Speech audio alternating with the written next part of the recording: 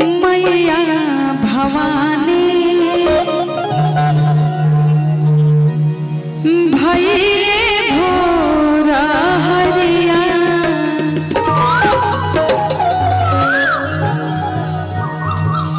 कि रौरी दुआरिया के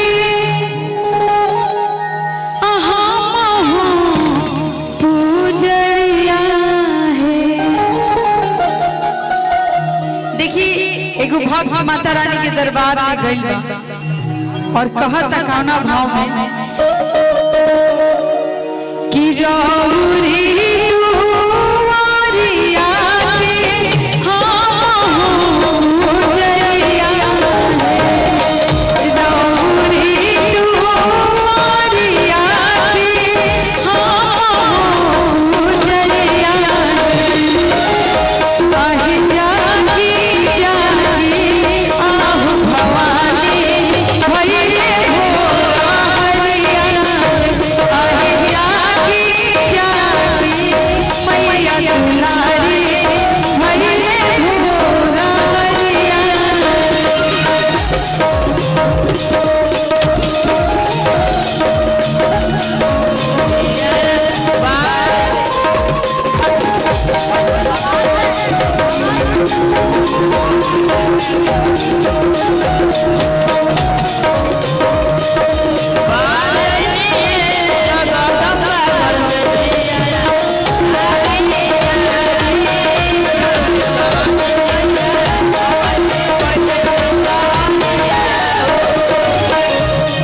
और देखिए भक्त अपन दुख तकलीफ माता रानी से कहत बा और कौना भाव में जुटल बाड़ी पाथिन दिया कहली नाचरिया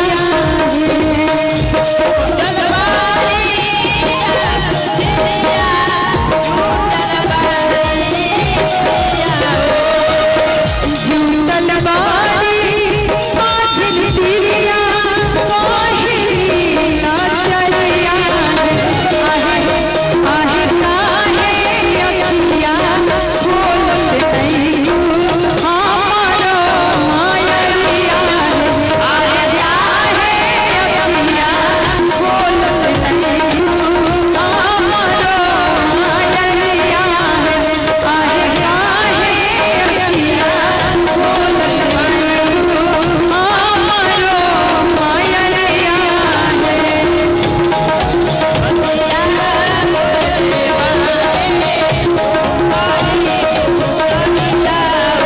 और देखिए एगो बेटी माता रानी से कहत दिया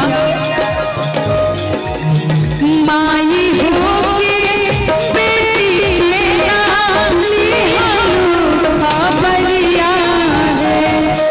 माई होके बेटी के नाम लिहालू खबरिया है। माई होके बेटी के नाम लिहालू खबरिया। आहे खोली खोली आहू भवानी बाजरा के बलिया। आहे खोली खोली आहू भवानी बाजरा के बलिया। आहे खोली खोली आहू भवानी बाजरा के बलिया। आहे खोली खोली आहू भवानी बाजरा के बलिया। बोलिए सच्चे दरबार की। तो चलिए हमने के यहाँ कोनो शादी बियाह होला तो पहले एक माता जी के भजन होला तो हम देवी भजन गुनगुना दिले वाली। लेकिन जौन हमने के यहाँ परंपरा और बहुत पुराने एगो पचरा गावल जाला हम बस 2 लाइन गुनगुनाई ओकरा बाद शादी बियाह के जौन गावल जाला वो सुनाए के बा।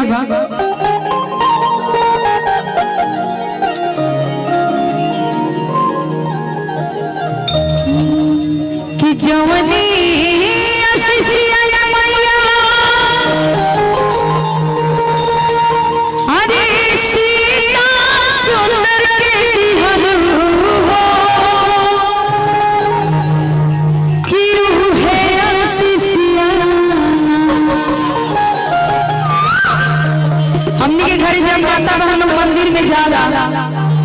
अपन नैहर ससुराल सुहाग बाल बच्चा के रक्षा खातिर माता रानी से ही आशीर्वाद मांगेला आ कहे ना लोग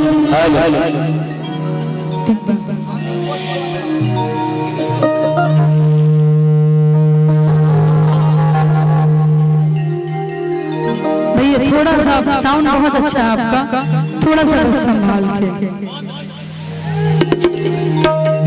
कि जवनी असिसिया मैया अरे सीता सुंदर के बिहरु हो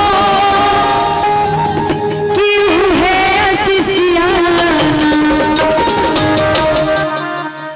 मैया बहुहारो के बिहरु हो कि है असिसिया मैया बहुहारो के बिहरु हो कि है असिसिया